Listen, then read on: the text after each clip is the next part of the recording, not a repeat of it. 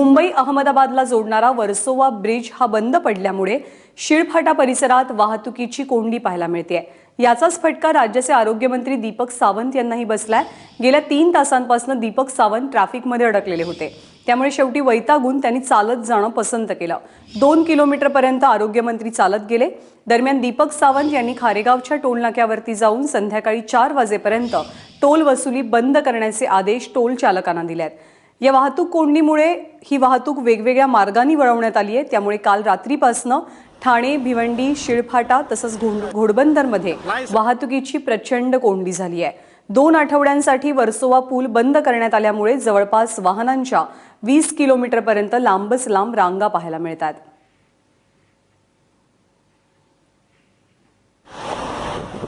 त्या ट्रॅफिक जॅमचा फटका मंत्री महोदयांनाही बसलाय। तब्बल 2 किलोमीटर दीपक सावंत या सगळ्या रस्त्यावरनं चालत गेले आणि आता खारेगाव टोलनाक्यावरती दुपारी 4 वाजेपर्यंत टोल वसुली केली जाऊ नये असे आदेश दिले गेले आहेत। भारती सहस्त्रबुद्धे आपल्या प्रतिनिधी आपल्यासोबत आहेत। भारती, काय चित्र आहे? म्हणजे भिवंडी भागामध्ये काय चित्र पाहायला मिळतंय आणि कल्याण डोंबिवली भागामध्ये? ज्ञानदा, संपूर्ण ठाणे जिल्ह्यातच जिकडे तिकडे ट्रॅफिकच दिसतोय असं म्हटलं तरी चुकीचं ठरणार नाही।